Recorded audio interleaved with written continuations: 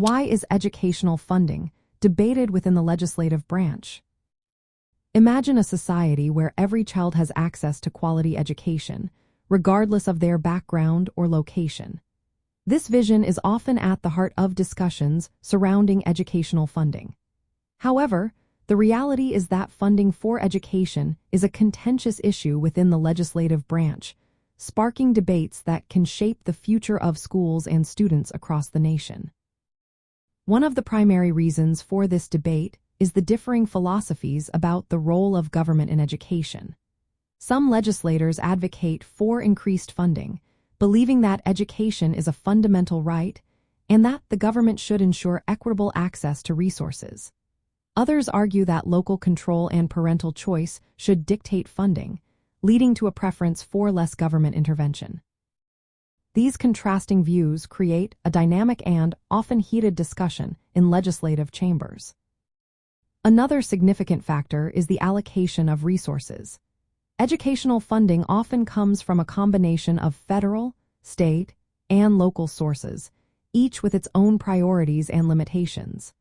Legislators must navigate these complex funding streams, which can lead to disagreements about how much money should be directed towards education and how it should be distributed. For instance, urban districts may require more funding due to higher costs of living and greater needs, while rural districts may face different challenges. This disparity can lead to debates about fairness and equity in funding distribution. Additionally, educational funding is frequently tied to broader political agendas. Issues such as taxation, economic policy, and social justice often intersect with education funding discussions. Legislators may leverage educational funding debates to advance their political goals, whether that involves advocating for tax increases to support schools or promoting school choice initiatives that redirect funds to private institutions. Furthermore, the impact of educational funding on student outcomes cannot be overlooked. Research has shown that adequate funding is crucial for providing quality teachers, maintaining facilities, and offering essential programs.